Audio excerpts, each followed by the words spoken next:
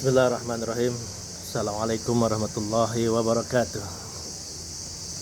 Alhamdulillah. Alhamdulillahilladzi arsala rasulahu bil huda wa dinil haqq yudhhirahu 'ala dini kullih wa kafa billahi syahida. Asyhadu an la ilaha illallah wahdahu la syarikalah wa asyhadu anna Muhammadan abduhu wa rasuluhu la nabiyya ba'dah. Allahumma shalli wa sallim ala habibina wa qudwatina maulana Muhammadin wa ala alihi wa sahbihi ajma'in, amma ba'd. Pemirsa yang saya hormati, setiap kita tentu memiliki amanah atau tanggung jawab dalam sesuatu hal. Ada yang mendapatkan amanah sebagai kepala rumah tangga atau ibu rumah tangga. Ada yang mendapatkan amanah sebagai kepala sekolah,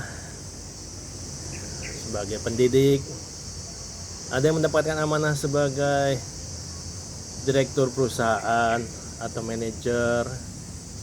Ada yang mendapatkan amanah sebagai anggota dewan, menteri, gubernur, bahkan presiden. Jadi setiap orang itu sejatinya pasti memiliki amanah. Paling tidak minimal buat dirinya sendiri. Fenomena yang kita perhatikan, banyak orang yang justru tidak amanah terhadap tanggung jawab yang diberikan kepadanya. Banyak orang yang justru mereka menyanyiakan amanah tersebut sehingga tidak menjalankan peran dan fungsinya sebagaimana yang seharusnya yang diperintahkan sesuai dengan pemberi amanah. Di dalam Al-Quran Allah Subhanahu wa Ta'ala menyampaikan surat Al-Anfal ayat ke-27 tentang masalah amanah. Allah berfirman, a'udzubillahi minasyaitonirrajim. Ya ayyuhalladzina amanu la takhunullaha wa rasul wa la takhunu amanatikum wa antum ta'lamun. Artinya adalah, wahai orang-orang yang beriman, janganlah kamu mengkhianati Allah dan Rasulnya, dan janganlah kamu mengkhianati amanat yang telah diberikan kepadamu padahal kamu mengetahui. Di dalam ayat ini Allah mengingatkan, yang pertama, kita sebagai seorang manusia, seorang hamba, itu tidak boleh mengkhianati Allah. Mengkhianati Allah itu konteksnya seperti apa? Paling tidak, konteksnya adalah kita tidak menyembah Allah Subhanahu wa Ta'ala dengan seharusnya. Kita malah menyembah Tuhan yang lain. Kita malah menduakan Allah. Kita tidak menjalankan syariat-syariat yang Allah perintahkan. Kita tidak melaksanakan sholat, kita tidak mau menunaikan ibadah puasa, tidak mau membayar zakat, tidak mau menjalankan apa yang Allah perintahkan di dalam Al-Quran.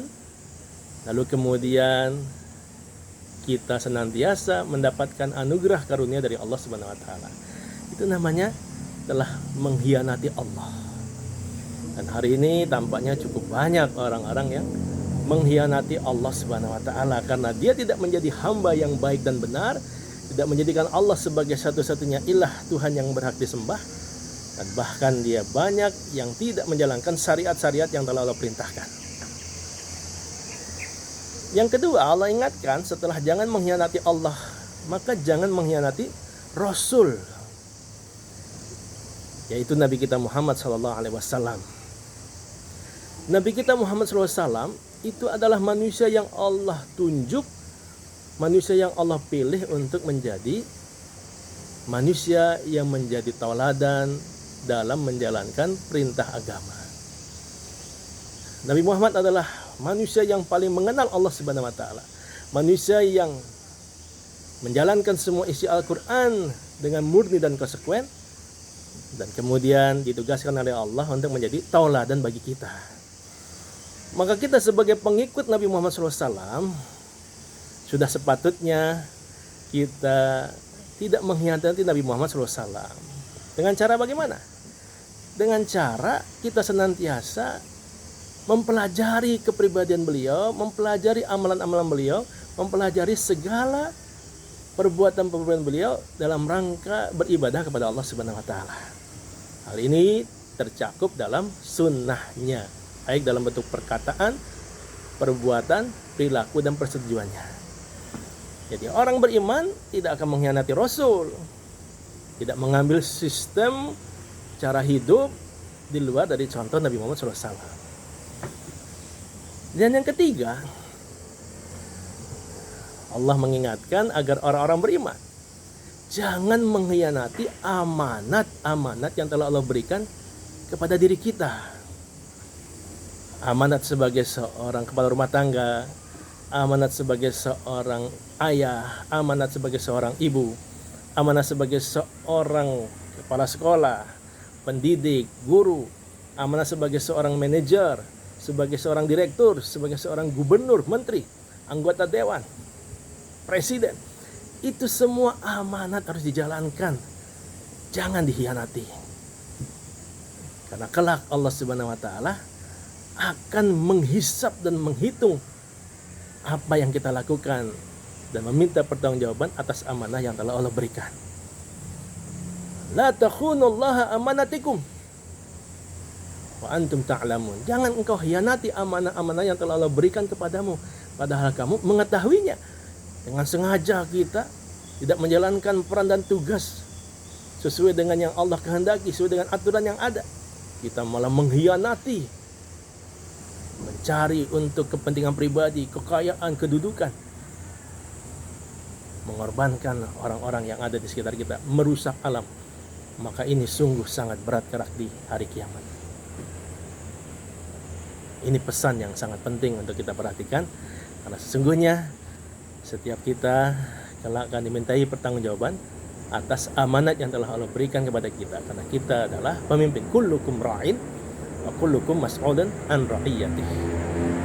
Mudah-mudahan kita semua bisa diberikan kemudahan, kekuatan, dan kesuksesan dalam menjalankan semua amanah yang Allah berikan kepada kita dengan sebaik-baiknya, sehingga kelak kita semua selamat di padang mahsyar, tidak menjadi beban sehingga menyulitkan kita masuk ke dalam rengkuhan ridha Allah Subhanahu wa taala. Demikian ya, 10 Desember 2023 hari Ahad di Hotel Resort Swarga Senggigi Lombok. Assalamualaikum warahmatullahi wabarakatuh.